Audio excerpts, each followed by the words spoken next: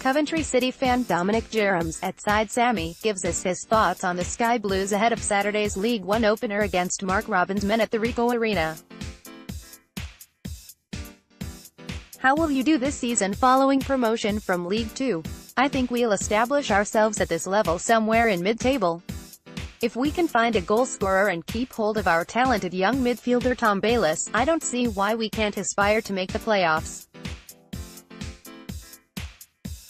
Mark Robins seems to be getting a little frustrated with the club's transfer dealings this window and is finding it difficult to bring in a striker to replace Mark McNulty. How would you rate your summer transfer dealings so far?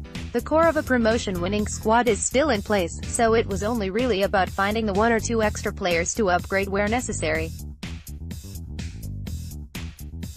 Luring Junior Brown and Abu Ogogo away from Shrewsbury look to be coups for us. We've taken a few punts on younger players or those from non-league, with Rice Alisani out wide and Brendan Mason at left-back looking useful in pre-season.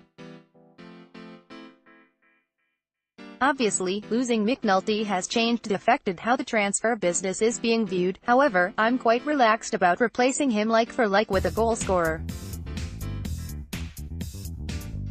With Jody Jones and Tony Andreu creative midfielders who are returning to fitness after long-term injuries last year, the dynamic of the squad has altered and we look set to switch from a strike pairing to one up top, which could allow Maxime Biamo or Johnson Clark-Harris, from our current options, to excel. What else do you need before the window shuts next week? Aside from adding an extra striker to the squad, there is possibly a case from bringing in a centre-back who can improve our current options. With the size of the squad as it stands, there isn't a dire need to bring any further players in, and it will only be a case of offloading someone already in the squad to bring in someone new. Mark Robins labelled the weekend's 5-2 defeat to West Brom an absolute joke, but how has pre-season gone on the whole? Robins has looked to experiment with a few different systems. While we've had a few key players unavailable due to injury or, in the case of Duhon Sterling and Tom Bayliss, international involvement, which hasn't led to fluent performances. The second half against West Brom was closest to our strongest 11 and was highly encouraging.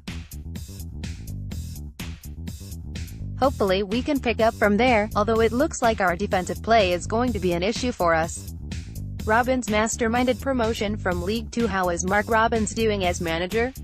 After doing an excellent job in his first spell with us, he came back and won the Checkatrade Trophy for us in a miserable relegation season otherwise, before putting together a side that won the club's first promotion in 51 years. On those terms, he is the best Coventry City manager in a long time. Nonetheless, Robins probably made harder work of promotion than he needed to. He seemed to struggle to establish his strongest 11 in formation, with his tweaking costing the team momentum. However, he generally got his tactics right for the big games, and he seems to have built a level of infrastructure at the club that few other managers have had the vision to be able to. Who should we keep an eye out for? Tom Bayliss in midfield looks set for a big season for us. He came in from the youth team last December just after a season-ending injury to Jody Jones and completely transformed the nature of the team.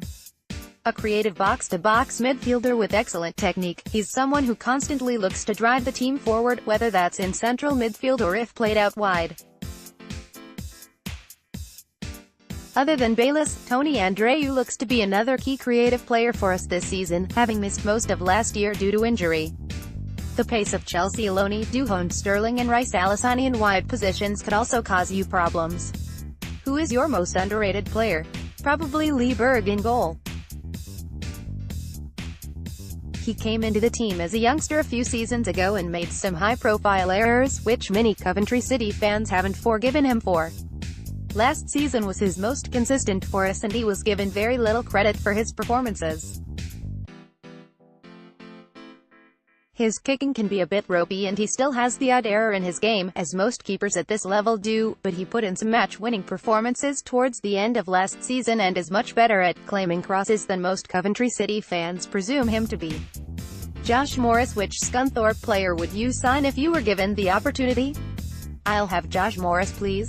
When I last saw him playing for Scunthorpe back in November 2016, when both Morris and Scunny were flying under Graham Alexander, he looked incredible. Fast, strong, energetic, purposeful, good set-piece delivery. He's everything I would want in a wide player and would improve any team at this level. Have you got a score prediction for us? 2-1 Coventry. You can check out Sideways Sammy's comprehensive League One preview on his excellent blog.